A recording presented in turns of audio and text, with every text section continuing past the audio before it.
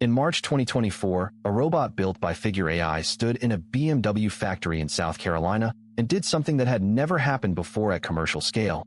It picked up an unfamiliar object it had never seen, reasoned about where it belonged, and placed it correctly on an assembly line, without a single line of handwritten code telling it how. The engineers watching did not cheer. They went quiet, because they understood what that silence meant. Every assumption about the timeline for humanoid robots, the decade-long projections, the cautious predictions, had just become obsolete in about 45 seconds. Here is why that moment matters beyond one factory floor. The global manufacturing workforce is approximately 300 million people. Logistics and warehousing add another 60 million. For decades, economists debated whether automation would displace those workers over a generation, slowly enough that societies could adapt, retrain, absorb the transition. That assumption was built on a specific technical limitation. Robots could not generalize. They could weld the same point 10,000 times, but hand them an object they had not been explicitly programmed to handle, and they failed completely. That limitation is what kept human workers irreplaceable on complex lines. What changed in 2024 was not a marginal improvement. It was the removal of that limitation entirely. And the industries that have not yet modeled what happens next are the ones with the most to lose. The pace of deployment is no longer following the old projections. It is 3 to 5 years ahead of them. For most of robotics history, the field divided into two dead ends. Industrial robots, the orange arms you see in car plants, were extraordinarily precise but completely brittle. Change the task, and you might as well have a very expensive paperweight. The other camp was research robotics, impressive in demos, useless in the real world. Boston Dynamics spent roughly $1 billion over 2 decades teaching a robot named Atlas to do backflips. Spectacular, commercially irrelevant.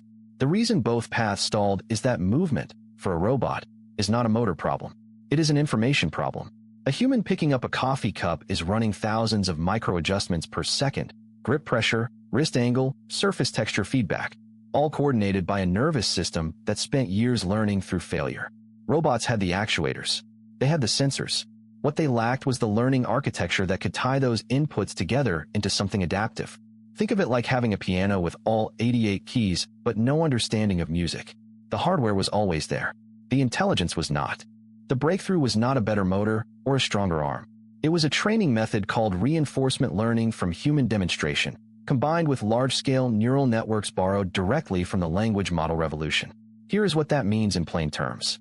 Instead of programming a robot to perform a task, engineers now show it the task, physically guiding the robot's arms through the motion, sometimes thousands of times, while sensors record every micromovement. That data trains a neural network that learns not the specific motion, but the underlying intent. The robot learns that the goal is to place an object in a bin, not to replicate the exact trajectory of a human elbow. What makes this genuinely new is the generalization that follows. Stanford's Mobile Manipulation Lab demonstrated in late 2023 that a robot trained this way on 65 household tasks could successfully complete tasks it had never seen before, with a success rate above 70% on first attempt. For context, the previous generation of learning systems topped out around 12% on novel tasks. That gap, 12% to 70%, is not incremental. It is the difference between a tool and an agent. The part that should genuinely recalibrate your expectations is what happened when researchers started combining physical learning with the same large language model reasoning that powers systems like GPT-4. In early 2024, Physical Intelligence, a startup founded by former Google DeepMind researchers, released a generalist robot policy they called Pi0. It controlled 11 different robot types across tasks as varied as folding laundry, assembling circuit boards, and bussing restaurant tables, all from a single unified model, not separate programs. One model. This is the equivalent of one human brain that can drive a car, perform surgery, and cook a meal, switching between them without being reprogrammed. The implications for deployment cost are staggering. Historically, reprogramming an industrial robot for a new task cost between $50,000 and $200,000 and took weeks. With a generalist model, that reprogramming becomes a text prompt and takes minutes. Toyota Research Institute reported in mid-2024 that they had trained their robots on over 700 distinct manipulation tasks using this approach, reducing per-task programming time by 93%. That number ends the economic argument that kept robots out of small and medium-sized businesses. What actually makes this work at the mechanical level comes down to three interlocking systems that finally matured at the same time. The first is tactile sensing, fingertip sensors that can now detect pressure variations as small as 1 millinewton, giving robots something close to the feeling of touch that human hands rely on for grip calibration. The second is real-time neural inference. The models running robot decisions used to require cloud processing, introducing lag that made fine motor tasks impossible. Custom silicon, chips specifically designed to run neural networks locally on the robot, dropped that inference time below 20 milliseconds, which is roughly the threshold where feedback loops become useful for physical manipulation. The analogy here is the jump from dial-up to broadband.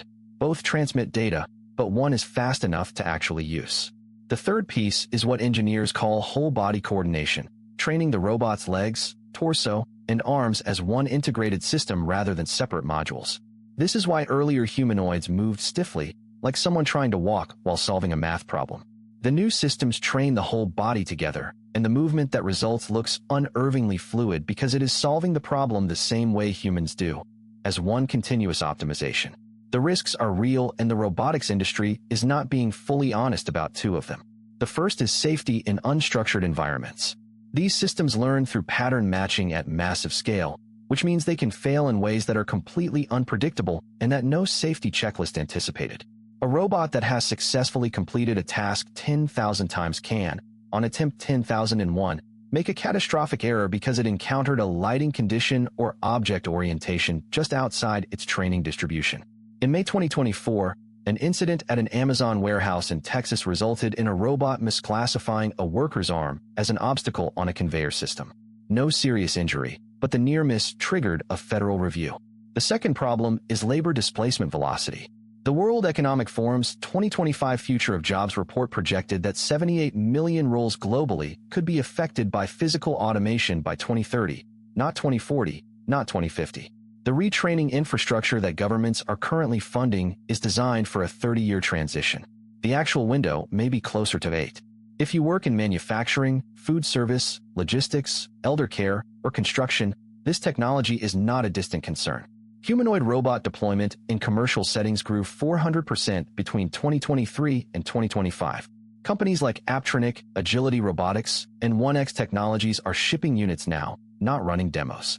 The cost of a general-purpose humanoid robot in 2022 was roughly $250,000. By early 2026, that figure had dropped below $70,000, and analysts at Morgan Stanley project it will fall below $30,000 by 2028, cheaper than 2 years of minimum wage labor in most developed countries. If your role involves repeatable physical tasks, even complex